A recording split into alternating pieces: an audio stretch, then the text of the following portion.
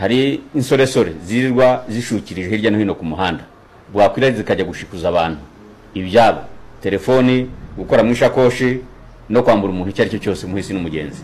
Turagira ngo tubwire izo nsoresore ko zikwiye gukura amaboko mu mufuka zikajya gukora, aho kugira ngo ziyakure mu mufuka zijya gukora mu mufuka y'abantu y'abahisi n'abagenzi ziteza umutekano muke.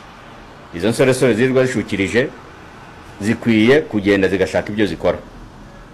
Turazita insoresore kuko amakuru dufite n'abantu dufata nabo muri bubone muraza kubona ko ari abasore bakwiye kuba bafite ibyo by'abantu bakora cyangwa bashaka ibyo abantu bakora. Turagira ngo rero tuvuge ngo insoresore zirirwa zihagaze ku giti cy'inyoni, ku giti cy'inyoni, bwakwira imodoka yanyuraho bagakuraho umufuka w'amakara, ayo makuru twarayamenye. Bwakwira akaba hari imodoka, umuvundo w'imodoka akaba yafungura urugi rw'imodoka kugira ngo arebe ko yashibuza umuntu ikintu. Izo nsoresore zo ku giti cy'inyoni zikwiye kuhava zikajya zigakura amaboko mu mufuka zigashaka ibyo zikora. Insoresore zo mu murenge wa Gisozi zirirwa zanura imyenda y'abaturage, ayo makuru niyo turayafite.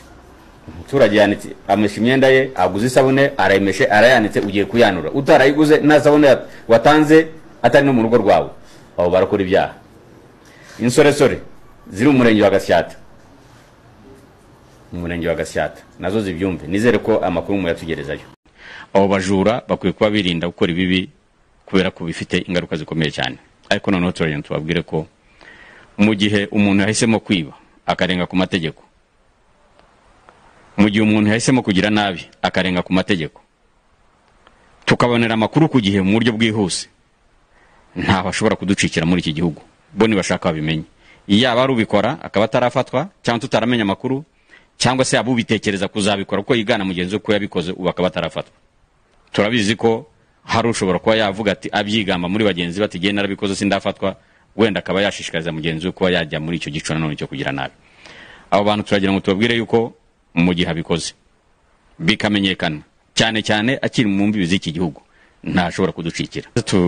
Tubwira abajura bari bukurikira inkuru aho bari, baryanye mu nzu cyangwa se icyo bakora, aho bari bahuriye, cyangwa se n'ubitekereza ku giti cyatari yabibwira n'undi, cyangwa se n'ubabikoze bikamuhira ntafatwe, niba bikora aba yiyemeje ingaruka zabyo, akaba azirengera akavuga ati ibyo ndabyemeye. Tukagira ngo rero tuvuge yuko ubutumwa bwa nyuma twamuha nuko mu gihe azi yuko yakoze ibi bikorwa ari muri iki gihugu, tukamenya amakuru hakiri kare byihuse, ntazaducikira, ntashobora kuducikira. Ubutumwa bwa kabiri ndabuha abaturarwanda, icya mbere ndabahumuriza, icya kabiri ndabasaba yuko batanga amakuru ku buryo bwihuse, atari ugutegereza icyumweru, atari ugutegereza ukwezi, cyangwa se n'ikindi gihe ku buryo bitihuta cyane, kuko iyo tubonye amakuru ako kanya bituma inzego zikora iperereza, amakuru agishyushye, cyangwa se n'abantu bashobora kuba yashakishwa akanafatwa atari yajya guhungabanyiriza umutekano ahandi. Abo bajura bakwiye kuba birinda gukora ibibi kubera ko bifite ingaruka zikomeye cyane. Ariko noneho turagenda tubabwire ko mu gihe umuntu yahisemo kwiba akarenga ku mategeko, mu gihe umuntu yahisemo kugira nabi akarenga ku mategeko, tukabonera amakuru ku gihe mu buryo bwihuse, nta bashobora kuducikira muri iki gihugu. Bo nibashaka babimenye, yaba ari ubikora akaba atarafatwa cyangwa tutaramenya amakuru, cyangwa se abubitekereza kuzabikora ko yigana mugenzi we ko yabikoze ubu akaba atarafatwa. Turabizi ko hari ushobora kuba yavuga ati abyigamba muri bagenzi bati giye narabikoze sindafatwa, wenda akaba yashishikariza mugenzi we kuba yajya muri icyo gico nanone cyo kugira nabi. Abo bantu turagira ngo tubabwire yuko mu gihe abikoze bikamenyekana, cyane cyane akiri mu mbibi z'iki gihugu, ntashobora kuducikira. Tubwira abajura bari bukurikira inkuru aho bari, baryanye mu nzu cyangwa se icyo bakora, aho bari bahuriye, cyangwa se n'ubitekereza ku giti cyatari yabibwira n'undi, cyangwa se n'ubabikoze bikamuhira ntafatwe, niba bikora aba yiyemeje ingaruka zabyo, akaba azirengera akavuga ati ibyo ndabyemeye. Tukagira ngo rero tuvuge yuko ubutumwa bwa nyuma twamuha nuko mu gihe azi yuko yakoze ibi bikorwa ari muri iki gihugu, tukamenya amakuru hakiri kare byihuse, ntazaducikira, ntashobora kuducikira.